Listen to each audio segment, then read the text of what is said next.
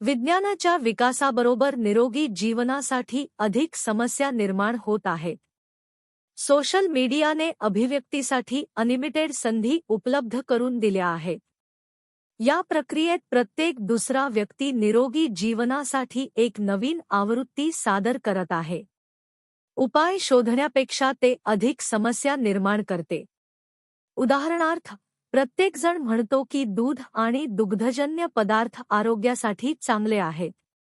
परंतु विविध रसायने आणि संप्रेरकांमुळे प्राण्याच्या गर्भधारणेपासून ते दूध उत्पादनापर्यंत त्याचे नैसर्गिक गुण वगळता सर्व काही नष्ट होते. दूध आणि त्याचे पदार्थ मानवांमध्ये लैंगिक क्रियाकलापांच्या बिघाडासाठी जबाबदार असतात. म्हणून मुलींना आता 10-11 वर्षांपेक्षा कमी वयात तारुण्य येते. पुरुषांमध्ये शुक्राणूंच्या काउंटिंगची समस्या आहे. आणि तरुणांमध्येही इरेक्टाईल डिस्फंक्शन सर्वात सामान्य आहे. योशिनोरी ओशुमी यांना उपवास करून मानवांमधील बहुतेक आजार बरे केल्याबद्दल 2016 मध्ये नोबेल पारितोषिक देण्यात आले. प्राचीन काळात आपण उपवासाचे महत्त्व स्वीकारले होते. परंतु प्रत्येकजण आपले विचार जोडतो आणि या नोबेल पारितोषिक विजेत्या शास्त्रज्ञाने सिद्ध केलेली उपवासाची मूळ संकल्पना पूर्णपणे हरवली आहे. दुसरे उदाहरण म्हणजे नॉर्मन कझिन्स. ते एक जगप्रसिद्ध पत्रकार होते. 1964 मध्ये रशियात त्यांना झटका आला आणि त्यांच्या संपूर्ण शरीरात समस्या निर्माण झाल्या. त्यांना शरीराचा कोणताही भाग हालवू शकत नव्हता. त्यांना अमेरिकेत नेण्यात आले आणि सर्वात सुसज्ज रुग्णालयात ठेवण्यात आले. डॉक्टरांनी सांगितले की त्यांची समस्या बरी होत नाही. म्हणून त्यांना त्यांचे शेवटचे दिवस शांतपणे जगण्यासाठी रुग्णालयात एक खोली देण्यात आली. त्यांचे मित्र नियमितपणे त्यांना भेटायला येत असत. एके दिवशी योगायोगाने प्रत्येकजण हसला आणि त्यांना आश्चर्य वाटले की रुग्णांच्या बोटांची हालचाल होत आहे.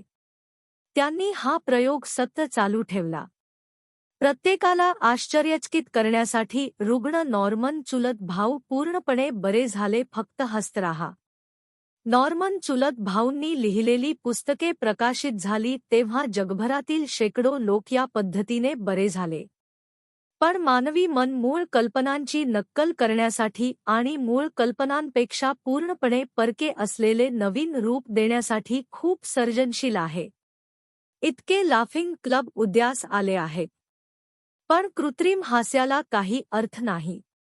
परिणामांसाठी हास्य तुमच्या आतील जगात पूर्णपणे आले पाहिजे.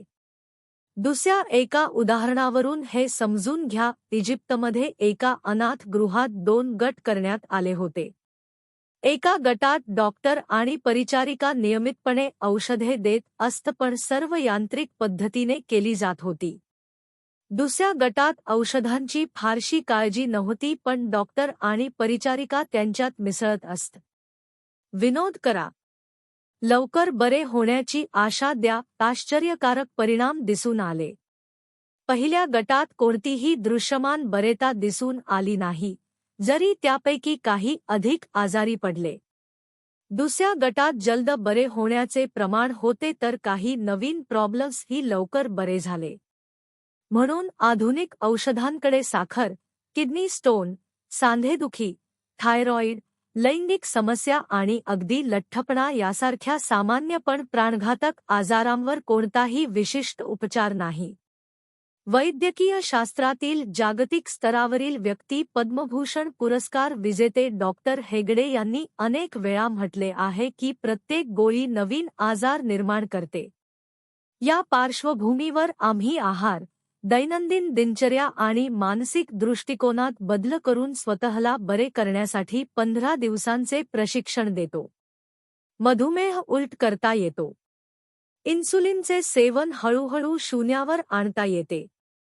जगभरातील सर्वात मोठी समस्या असलेली लठ्ठपणा समाधानकारकपणे दुरुस्त करता येते. यकृतातील दगड, थायरॉईड आणि सांधेदुखी यासारख्या इतर आधुनिक जीवनशैलीच्या समस्या कोणत्याही गोळ्या, रुग्णालयात जाता, जीवनशैलीत बदल करून आणि फक्त आहार आणि राहणीमानात बदल करून समाधानकारकपणे बरे करता येतात. आता आपण चष्म्याच्या एका महत्त्वाच्या समस्येबद्दल बोलू.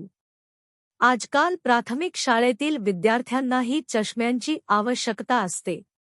वाचनाच्या समस्यांव्यतिरिक्त ते व्यक्तिमत्व बिघडवते आणि चेहऱ्याचे स्वरूप बदलते. आमच्याकडून सुचवलेल्या योग्य आहार पद्धती आणि राहणीमानाचे पालन करून डोळ्यांची दृष्टी सुधारता येते आणि चष्मे दूर करता येतात. परिणाम 2-3 दिवसांपासून देखील सुरू होतील आणि बहुतेक दृश्यमान बदल सुमारे 30 ते 90 दिवस लागतील. सध्या ही सुविधा नाशिक, महाराष्ट्र, भारतात उपलब्ध आहे. 2 दिवसात बदल अधिक चांगल्या प्रकारे दिसून येतो. पूर्ण बरे होण्यास वेळ लागू शकतो, परंतु मूलभूत प्रशिक्षण घेतल्यानंतर ते घरीच साध्य करता येते. कोणत्याही शहरात 5 ते 10 पेक्षा जास्त लोक असतील तर आम्ही तिथे व्यवस्था करू जेणेकरून तुम्ही तुमच्या घरी हे साध्य करू शकाल. जगभरातील जास्त वजन असलेल्या लोकांसाठी एक शब्द, लठ्ठपणा, ही सर्व आजारांची जननी आहे.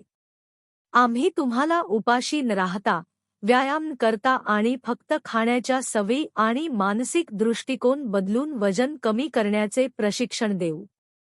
आम्ही वृद्धाश्रम किंवा ज्येष्ठ नागरिकांसाठी आश्रयस्थानांना आमच्याशी समन्वय साधण्याची विनंती करतो आणि तुमचे केंद्र कल्याण केंद्रात रूपांतरित करू शकतो.